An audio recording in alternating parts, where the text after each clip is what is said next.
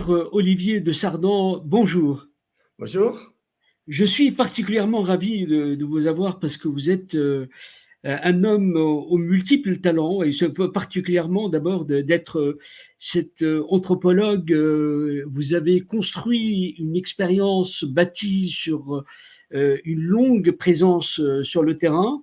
Vous avez 82 ans, vous êtes franco-nigérien. Et vous avez écrit, comme vous me l'avez dit, une dizaine de livres, plus d'autres livres avec d'autres auteurs. Je cite particulièrement parce que, en réalité, dans cette bibliographie, il y a des livres importants, mais je voudrais citer La Revanche des contextes, qui est un livre remarquable qui condense votre expérience, édité aux éditions Cartala, et le livre L'enchevêtrement des crises au Sahel, Niger, Mali, Burkina Faso, qui est un véritable éclairage avec des éléments de l'afro-réaliste que vous êtes et qui nomme avec talent les raisons de cette crise. D'ailleurs, je voudrais démarrer là-dessus rapidement parce que ça indique aussi votre méthode. Vous définissez les crises qui traversent le Sahel. Ont 8 crises que je vais citer. Crise agro-pastorale, crise de l'emploi, crise des élites politiques, crise des services publics, crise de l'islam, crise de l'occidentalo-centrisme, crise sécuritaire, crise des armées nationales. C'est tout un programme, c'est un faisceau d'éléments qui éclaire sur ce que nous vivons aujourd'hui. D'abord, comment en est-on arrivé là? Ben, c'est ça qui est le plus difficile, c'est que c'est une situation tellement complexe, qui a tellement de dimensions complexes, qu'il est difficile de la réduire à un scénario simple en disant, voilà, une histoire linéaire et tout d'un coup, boum, le Sahel est tombé en crise. Non, ces crises sont, d'une certaine façon, certaines sont de longueur inégale, mais elles se déclenchent les unes les autres. Si vous prenez la crise agro-pastorale, c'est-à-dire le fait que le système agraire, le système d'élevage dit traditionnel, enfin, ne fonctionne plus et un peu à bout de souffle, ça alimente évidemment la crise de l'emploi et le fait que des centaines de milliers de jeunes sahéliens n'ont pas de travail, que ce soit dans les campagnes ou dans les villes. Mais cette situation d'emploi n'a jamais été prise au sérieux et adressée, comme on dit, de façon rigoureuse, ni par les gouvernements nationaux, ni par les institutions internationales. C'est à la source en particulier ces jeunes chômeurs, ben, ce sont eux qui sont recrutés par les mouvements djihadistes et les mouvements insurrectionnels. En même temps, les élites politiques qui n'ont rien fait sont discréditées. De ce fait, elles ont discrédité dans la même foulée la démocratie, puisque c'était elles qui la géraient. Elles avaient discrédité d'ailleurs avant les régimes militaires, dont on a oublié que la démocratie est venue que pour les remplacer à cause de la faillite des régimes militaires. Maintenant, c'est de nouveaux régimes militaires qui arrivent, donc crise de l'armée dans ses capacités à défendre le pays par rapport au djihadisme, mais aussi dans son appétence pour le pouvoir, bon, etc. Vous voyez, c'est tout cet enchaînement qui nous amène à cette situation assez dramatique que connaît actuellement le Sahel. C'est-à-dire que vous êtes parmi les grands anthropologues et c'est pas des propos agéographiques que j'étais à vous concernant parce que quand on voit en France les parcours de Jean Mallory, de Théodore Monod, qui est un ethnologue bien connu, et puis bien d'autres, comme Fernand Brodel, qui est un historien géographe, c'est-à-dire qu'aujourd'hui, comment, pour nous dire 2 mots sur votre méthode, votre manière, et notamment vous appuyez sur le terrain. Et c'est pour ça que vous avez écrit La Revanche des contextes, un livre majeur pour moi, parce que vous divinissez votre méthode. C'est-à-dire que comment vous avez pu, à partir de cet observatoire qui est le Niger, construire cette démarche, cette méthode, cette vision. Alors, il y a d'abord une grande dimension collective. Je suis redevable à l'ensemble des chercheurs jeunes, moins jeunes, etc., qui m'ont accompagné au Niger depuis très longtemps, mais depuis que nous avons fait un laboratoire qui a été un des tout premiers laboratoires de sciences sociales en Afrique. Et donc, on a fait beaucoup d'enquêtes collectives, beaucoup d'enquêtes multisites, multichercheurs. Et donc, la masse si vous voulez, de données n'est pas que celle que j'ai recueillie moi personnellement. Et donc, peut-être ça a été aussi une innovation que de faire de l'anthropologie un sport collectif, on va dire, alors que c'était fondamentalement jusque-là un sport individuel. Je pense que ça a été un apport du LASDEL. Je ne suis pas du tout le seul à pouvoir en être crédité. C'est évidemment mes collègues aussi, avec qui j'ai partagé cette aventure depuis maintenant plus de 25 ans presque que nous existons et que nous avons essayé de faire exister la recherche en Afrique. C'est peut-être aussi une forme de militantisme scientifique qu'on a eu, de militantisme scientifique pour que de jeunes chercheurs africains puissent jouer, disons, en première division internationale et pas en cinquième division locale. Donc, c'est aussi un effort de promotion derrière de la recherche africaine. Alors, ceci étant, moi, personnellement, bon, c'est évidemment, comme chacun a une longue histoire, mais c'est vrai que je suis tombé au Niger par hasard assez jeune et qu'après, j'y suis resté parce que j'ai commencé à apprendre et à parler une langue du Niger, ce qui m'apparaissait comme une condition nécessaire si on voulait faire du travail sérieux. On ne peut pas travailler dans une langue qui n'est pas la langue maternelle de vos interlocuteurs. Après, bon, pour différentes raisons, j'ai continué à travailler au Niger. J'ai eu la chance de travailler sur des chantiers très différents. J'ai travaillé à des moments sur la religion, j'ai travaillé sur les traditions orales, j'ai travaillé sur l'histoire de la colonisation vue par les colonisés, j'ai travaillé sur les héritages de l'esclavage vu par les descendants d'esclaves aussi. Donc j'ai travaillé sur pas mal de sujets, ce qui m'a peut-être donné la possibilité d'apercevoir la variété de ces crises que des anthropologues qui, eux, comme ça leur arrive souvent, travaillent pendant des dizaines d'années, si ce n'est toute leur vie, sur un seul thème, n'ont peut-être pas la chance de voir. Donc c'est peut-être ça l'avantage peut-être que j'ai eu. Comment dater, je dirais presque au carbone 14, le début et le gonflement de cette crise? Est-ce qu'on peut la dater à partir de 2008? Parce qu'au fond, le Sahel, les gens ont très peu de connaissances sur ce monde-là. Mais quand on regarde le temps long, on voit que il y a eu les routes du sel, les routes des dates, les routes du savoir. C'est-à-dire que c'était une région absolument fabuleuse. Et aujourd'hui, on est frappé par cette zone qui donne l'impression d'être l'antre de l'enfer. Oui, non, c'est clair que l'histoire même du Sahel jusqu'à la fin du 19e siècle, c'est-à-dire jusqu'à la conquête coloniale, est faite d'une ouverture sur le monde évidemment incroyable. Et on voit par exemple, si on voit au Mali les traces de l'arrivée des Marocains au Moyen-Âge, enfin, on voit effectivement ce qu'était le Sahara, non pas un espace clos, mais au contraire un espace ouvert, un espace commercial incroyable. On est bien d'accord. Je pense que comment dire, il y a un échec lourd à la fois, bon, d'abord le poids évidemment de la colonisation. La colonisation a été lourde, elle s'est très peu faite au bénéfice des peuples et des populations. Ça a laissé des souvenirs très douloureux. Et je ne parle pas que de la conquête coloniale. Par exemple, au Niger, la fameuse colonne Voulé-Chanoine qui a massacré des milliers et des milliers de personnes sur son passage, mais surtout de ce qu'a été le système de l'indigénat, qui était un système absolument abominable. C'est-à-dire que l'administration coloniale n'avait rien à voir avec l'administration française dans la métropole. C'était une administration extrêmement despotique. Donc, il y a toute cette période particulièrement dure. Et une chose aussi qu'on ne se rend pas compte, le colonialisme a freiné la modernité plutôt qu'elle l'a amenée. Je veux dire par là, le colonialisme français s'est beaucoup appuyé sur la chefferie administrative, c'est une chefferie à sa botte, on pourrait dire, une chefferie. Mais cette chefferie était une force fondamentalement conservatrice.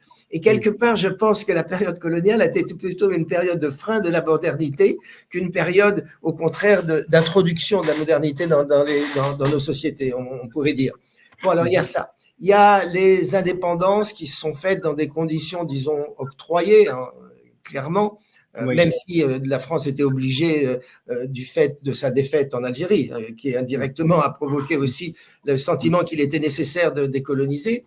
Et je pense que la façon dont s'est passé cette passage à l'indépendance en tout cas, n'a pas été la meilleure et a abouti en tout cas à des élites, disons, bon, c'est très difficile de faire des reproches a posteriori, mais il est clair que les partis uniques des 10 premières années de la colonisation n'ont pas vraiment réussi ce qu'ils ont, peut-être ce qu'ils espéraient faire, ils n'ont pas pu faire. Après, on est passé à une période de dictature militaire, qui ont été aussi catastrophiques, enfin, peut-être même plus catastrophiques à certains égards que les régimes de parti unique. Après, on a eu le passage à la démocratie, mais le passage à la démocratie, on l'a parfois imputé en disant que c'est une conditionnalité ou un truc de l'Occident. C'est pas vrai. La démocratie est le produit des luttes étudiantes, des luttes syndicales qu'il y a eu dans beaucoup de pays d'Afrique contre d'ailleurs les dictatures militaires. On oublie un petit peu ça, etc. Bon, alors tout ça, c'est emmêlé, et puis échec du développement, il faut le dire aussi.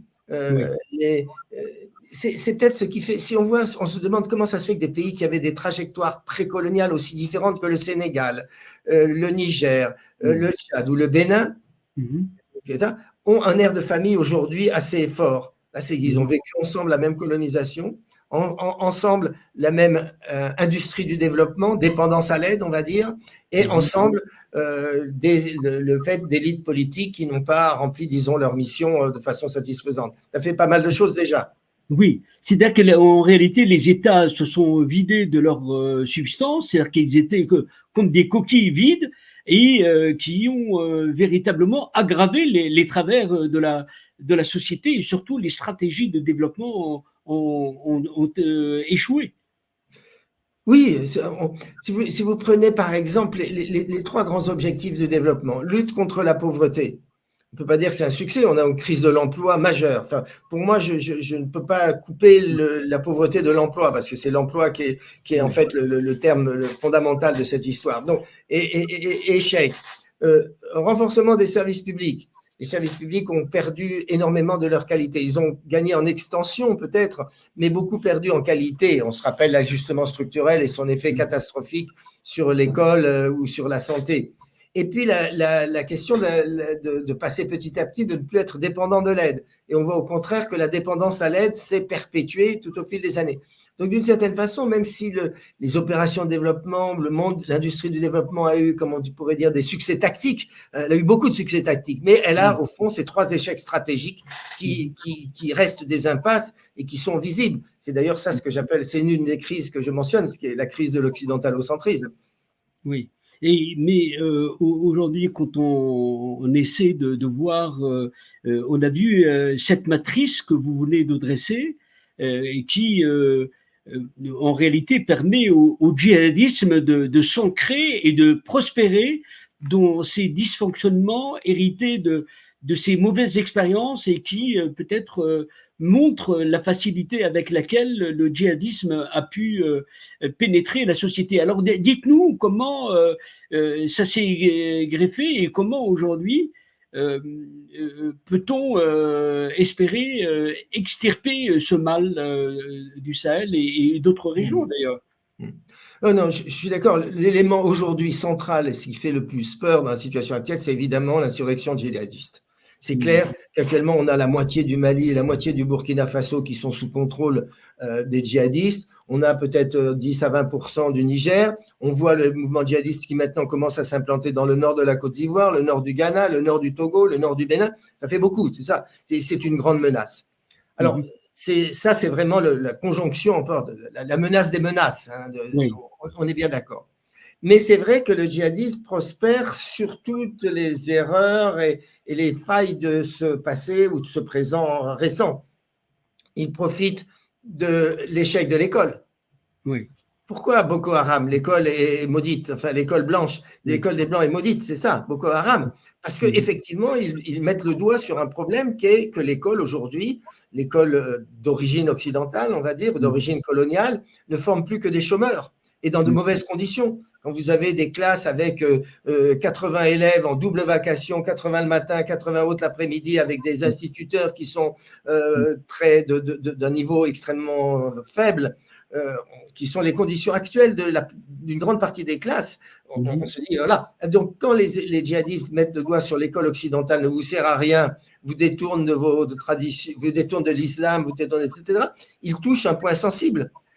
Aujourd'hui, si vous demandez, toutes les élites locales mettent leurs enfants dans des écoles privées. Aucun ne met dans l'école publique. C'est une école pour les pauvres, une école dépotoir, on pourrait presque dire. Donc, voyez, donc crise de l'école, ça alimente les djihadistes. Crise des services publics, de façon générale. Chômage, ça les amène. Les djihadistes recrutent parmi les chômeurs à qui on propose de l'argent, une kalachnikov, une moto, etc. Et un emploi d'une certaine façon. Ils emploient au sens strict. Crise de l'islam. C'est le progrès. Bon, je ne suis pas musulman, donc c'est une critique externe, mais c'est quand même le salafisme apparaît pour beaucoup comme, disons, c'est quand même une théologie de retour à un Moyen Âge et de refus de l'innovation, et qui est partagée par les djihadistes. Je ne mets pas du tout dans le même camp les salafistes et les djihadistes, on est bien d'accord, mais ils partagent une même théologie, ça se passe sur un même socle théologique, et qui revendique, au fond, qui essaye de proposer une alternative à la démocratie actuelle. Les djihadistes ou pas. Mais la démocratie elle-même est en crise, puisque les régimes démocratiques m'ont montré leurs échecs, les élections ont été partout truquées, les gouvernants sont largement corrompus, etc. En réalité, pour renverser la vapeur, et on le sait, est-ce que les recettes qu'on a en termes d'approche, de traitement, parce que ces éléments de pénétration du djihadisme va imprégner en profondeur la société en s'appuyant sur les archaïsmes des sociétés.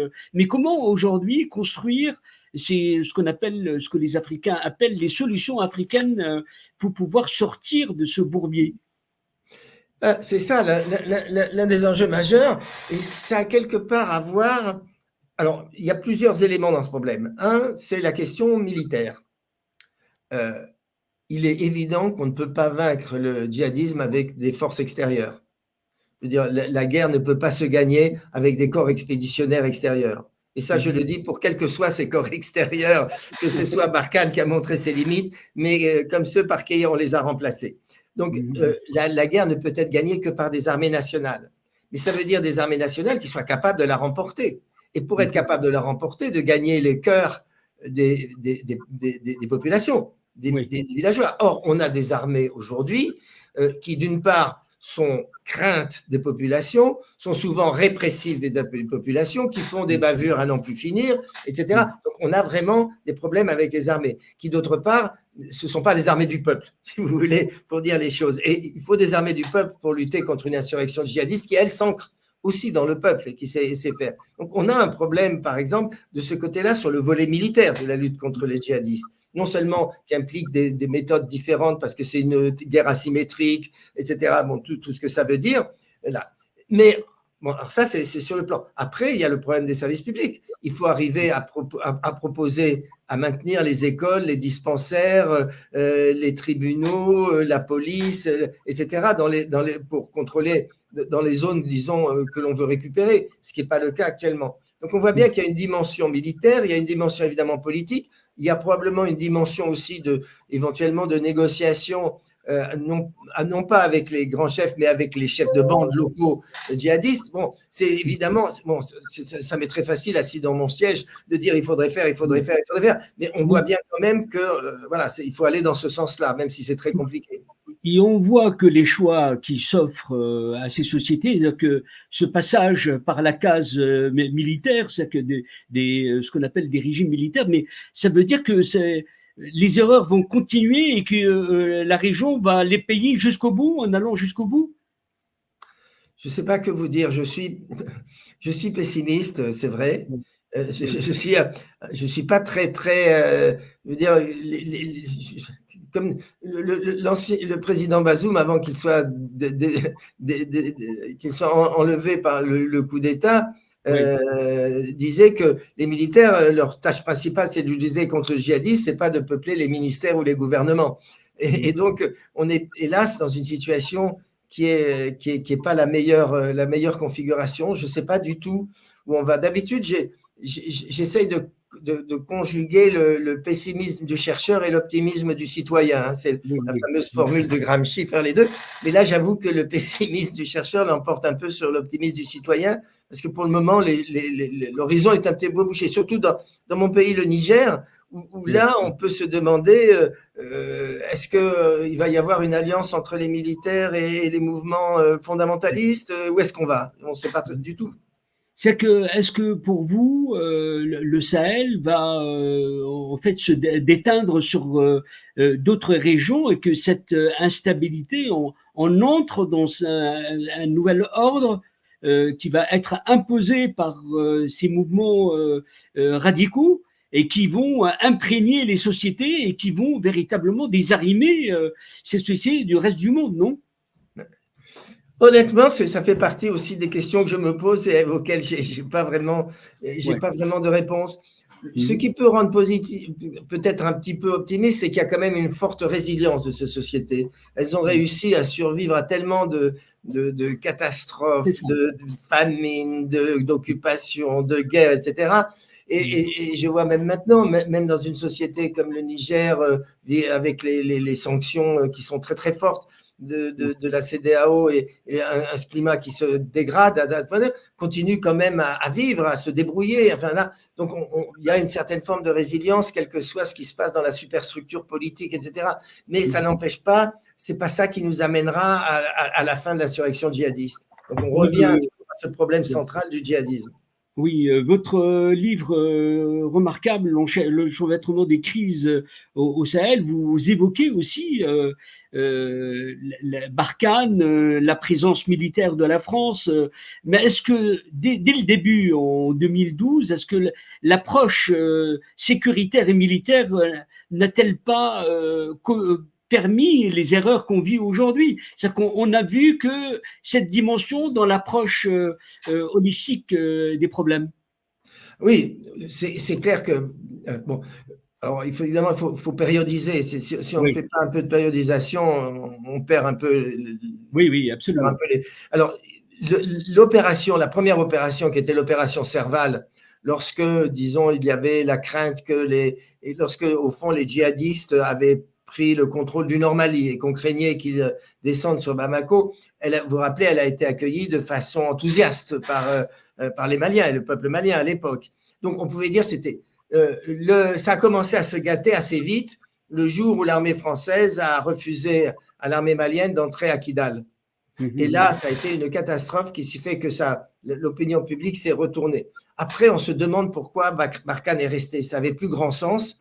Et Barkhane est resté sous une forme silo, donc avec très peu de collaboration avec les forces maliennes. Et en même temps, parfois des collaborations avec des milices, disons, des milices touareg, arabes, qui fait qu'on a renforcé encore les soupçons permanents que la France était en train de soutenir les indépendantistes touareg, etc. Donc après, on s'est retrouvé Barkhane s'est retrouvé dans une situation qui n'avait pas de sens et je pense que ça a été prévu. Alors après, c'est compliqué. Après, quand Barkhane est parti, a été chassé du Mali, Oui. ils n'ont pas reproduit Barkhane au Niger. L'idée était donc que les forces françaises opèrent sous la contrôle des militaires nigériens, ce qui me semble était quand même un gros progrès. C'était le président nigérien qui était qui gérait mais ça a très mal tourné avec le coup d'État, comme vous l'avez vu. Donc on n'en parle plus de ça. Mais pour moi, le fondamental, c'est qu'effectivement, une intervention étrangère, quelle qu'elle soit, ne peut pas régler le problème. Ça me semble le truc fondamental. Vous êtes donc un blanc, excusez-moi l'expression, mais vous êtes français et nigérien. C'est-à-dire que le fait d'être là, c'est-à-dire que comment vous ressentez ce rejet irrationnel de la France? C'est que c'est lié à quoi? Les réminiscences du passé, à ces ressentiments et peut-être à des choses concrètes que vous pourrez nous dire.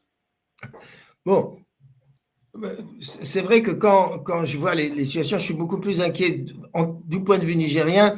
Pour la France, c'est pas très grave ce qui se passe. Grosso modo, qu'elle soit chassée du Sahel n'est pas un problème, à mon avis, pour la France. C'est même plutôt, on pourrait presque dire que c'est plutôt sain si enfin elle noue des relations plus normales et pas se considère pas comme un gendarme autoproclamé de l'Afrique. Donc, c'est pas. Mais ce qui est vrai, si on veut voir les causes de ça, c'est plusieurs couches très différentes. Je pense que, les comptes de la colonisation n'ont pas vraiment été réglés. La France n'a pas reconnu ses erreurs pendant longtemps. Il n'y a pas si longtemps, un certain nombre de députés français voulaient encore chanter la gloire de l'aspect positif de la colonisation, etc. Donc, il y a effectivement des comptes non réglés et ça reste traumatique pour des tas de choses. Il y a eu après la suite qu'on peut appeler France-Afrique, néocolonialisme, qui a laissé aussi de mauvais souvenirs avec le soutien à certains chefs d'État ou à certains, les interventions militaires, les combines, etc. Bon, tout ça a laissé évidemment de mauvais souvenirs. Après, il y a ce qu'on appelait l'échec du développement. Alors, il n'est pas imputable à la France, mais quelque part, la France prend pour les autres. Elle prend pour tout le monde. C'est l'échec du développement de l'Occident, qui est en partie. Mais en même temps, c'est vrai qu'il y a une surestimation du rôle de la France dans tout ça. Je veux dire, depuis les indépendances, c'est pas la France qui fait toutes les ficelles. Je veux dire, les acteurs africains depuis les indépendances ne sont pas que des marionnettes ou des fantoches ou des victimes de la France. Il y a aussi l'histoire de l'Afrique depuis 60 ans se crée aussi avec les Africains, par les Africains, et pas simplement parce qu'elle serait télécommandée depuis la France ou ailleurs. Et la France aussi est devenue, depuis une vingtaine d'années, un acteur secondaire. Je veux dire, c'est curieux parce que la réalité où la France avait perdu beaucoup de son prestige, beaucoup de ses moyens, l'aide française n'était plus la plus importante. Depuis longtemps, c'est la Chine qui a l'aide la plus importante et qui a le plus d'étudiants, enfin, etc., etc. Mais il n'y a que deux forces qui croient encore que la France était très puissante. La France elle-même, par ses dirigeants, qui se croient encore, et puis les manifestants anti-français qui croyaient qu'elle était encore en train de... Mais de fait, le rôle de la France était déjà, à mon avis, c'était largement diminué depuis assez longtemps, quoi. Donc, exit la France, et il va falloir du temps pour qu'elle revienne, mais on voit aujourd'hui que le monde est inscrit dans une multipolarité géopolitique qui va peser lourdement sur l'Afrique. Est-ce qu'aujourd'hui, on parle de Russie, on parle du Turquie, on parle de l'Inde, on parle de bien d'autres pays, mais comment va être le sort des Africains par rapport à leur réalité et par rapport à ces mouvements? Alors, c'est peut-être pas une mauvaise chose. C'est-à-dire, je n'ai pas d'opinion disons, positive ou négative vis-à-vis de ça. Que on sorte de l'occidentalocentrisme ne me choque pas. Pendant 60 ans, c'est l'aide internationale, c'était l'aide occidentale. On le sait bien, c'est-à-dire nord-américaine et européenne. Tous les mécanismes de l'aide des Nations Unies, etc., étaient quand même largement pilotés par l'Occident. Aujourd'hui, comme vous l'avez dit, c'est multipolaire. Il y a d'autres. Il y a les BRICS, il y a les pays du Golfe, il y a etc., etc. Donc il y a pas mal d'autres ressources. C'est pas plus mal. Moi, je ne vois pas en quoi on devrait pleurer parce que c'est plus l'aide occidentale qui est au centre. Mais c'est vrai que les nouveaux acteurs qui interviennent sont pas non plus des enfants de cœur, pas plus que l'aide occidentale. Chaque pays joue ses intérêts stratégiques. L'aide occidentale avait ses arrière-pensées géopolitiques. Les nouveaux acteurs aussi. Mais on voit bien qu'ils sont en meilleure posture. Et moi, ce qui me désole un peu, c'est le fait que la démocratie soit associée à l'aide occidentale. Et donc, on l'envoie balader. Alors que, évidemment, les autres pays qui arrivent, que ce soit les pays du Golfe, que ce soit l'Inde, que ce soit la Turquie, que ce soit la Chine, qui sont les pays importants maintenant, on ne peut pas dire que ce soit des pays particulièrement démocratiques. Mais donc, voilà. Mais le principe même de la multipolarité me semble excellent. Le fait que les BRICS s'émancipent me semble excellent. Je ne vois pas où est le problème là-dessus. Pourquoi pas, enfin, si ça peut permettre d'autres opportunités. Maintenant, si les étudiants apprennent le mandarin plutôt que le français, pourquoi pas aussi. Je veux dire, c'est dommage pour les Français et pour la France, mais c'est pour l'Afrique, ça n'a pas, en soi, c'est pas un dommage. Vous êtes un chercheur, comme je le disais, de terrain. C'est-à-dire que dans cet élément de pondération, quand on regarde de loin et on analyse l'Afrique et ces Afriques, parce qu'il y a des trajectoires différentes, quels sont les éléments pour vous, des éléments sur lesquels on peut s'appuyer pour avoir de l'espoir, pour que l'Afrique pouvoir enclenche le cercle vertueux et commencer peut-être dans ce mouvement chaotique qu'on observe. Ce qui, moi, je vois dans mon expérience personnelle de chercheur, je vais vous dire voilà ce qui me laisse encore optimiste. Nous avons étudié depuis 20 ans plein de choses qui ne marchaient pas. On a étudié l'école, elle est dans un état catastrophique. On a étudié le système de santé, il n'est pas performant. On a étudié les forces de sécurité, elles ne sont pas très sécurisantes, etc., etc. Et en même temps, donc on a fait ces diagnostics sans aucune complaisance et en disant voilà vraiment ce qu'il en était, sans autocensure et sans autocensure. Oui. Et en même temps, on a rencontré des exceptions admirables tout au long de ça. On a de temps en temps rencontré un infirmier qui faisait marcher beaucoup mieux son service, un médecin qui était beaucoup plus dévoué, un directeur d'établissement qui essayait d'améliorer la qualité de l'enseignement, un commissaire de police qui luttait contre la corruption, mais en tout cas l'a diminué, ou essayait de la diminuer, d'être plus bienveillant avec les populations. Donc, ce sont ces personnages-là qui me rendent un peu optimiste, c'est-à-dire que quel que soit les éléments des superstructures politiques et des tourmentes politiques que l'on vit, des orages politiques, et même pire que ces orages, enfin plus que des orages, des cyclones politiques parfois, en même temps, il y a des gens qui veulent faire marcher les choses, de même chez les intellectuels. Il y a un certain nombre d'intellectuels africains brillantissimes, il y a des créateurs africains brillantissimes, etc. Donc, il n'y a pas de raison. Donc ça laisse quand même un peu un sentiment d'espoir. Parce que le problème, c'est qu'il faudrait que aussi au niveau, disons, des élites politiques, on ait l'équivalent de ces exceptions admirables que l'on rencontre aussi. On en avait parfois ça a mal tourné, voilà. Mais bon, voilà. Nous, on travaillait par exemple avec des réformateurs dans le domaine de la santé qui étaient à des niveaux ministériels, enfin des niveaux de direction ministérielle importants. Bon. Voilà, pof, le coup d'État les fait partir. Bon, on espère qu'il y en aura d'autres qui renaîtront et qui reprendront le fond de l'eau de la réforme interne. On est bien d'accord. Il y a beaucoup de réformateurs extérieurs qui ont voulu essayer de réformer l'Afrique. Ça marchera jamais, je montre. Mais ce qui compte, c'est les réformateurs de l'intérieur. C'est-à-dire que selon vous, vous qui êtes au Niger, comment vous êtes, sur quel type de projet vous êtes en ce moment dans cette phase particulière de l'histoire?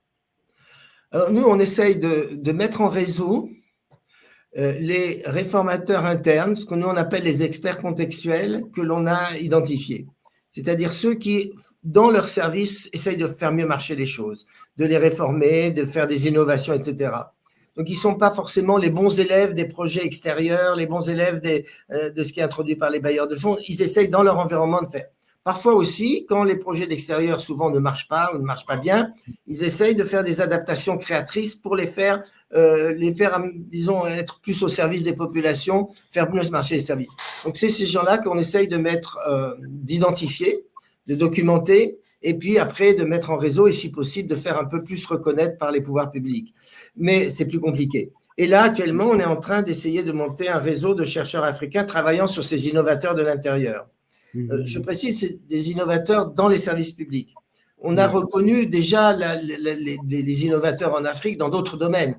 Dans la paysannerie, on dit les paysans sont des experts agricoles qui s'ignorent, enfin, et ils sont aussi bons que les agronomes dans un sens, mais parce qu'ils ont un savoir pédologique, climatique très bon. On l'a dit dans le secteur informel, réputé pour être plein d'innovations. On l'a dit dans le domaine artistique. Mais dans les services publics, on ne le dit pas beaucoup, et parce que ça ne se voit pas beaucoup. Donc voilà, nous, on essaye dans le domaine des services publics de le faire.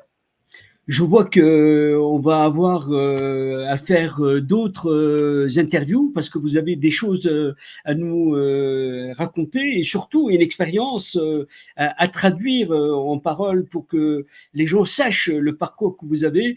Jean-Pierre Olivier de Sardon, je vous remercie d'avoir été vraiment avec nous. Je recommande particulièrement votre livre « La revanche des contextes des mésaventures de l'ingénierie sociale en Afrique et au-delà, vraiment un livre volumineux, mais c'est un régal de le lire aux éditions Cartala. Et le livre L'enchevêtrement des crises au Sahel, Niger, Mali, Burkina Faso, c'est vraiment très éclairant, très riche. Merci d'avoir été avec nous et à très bientôt, j'espère.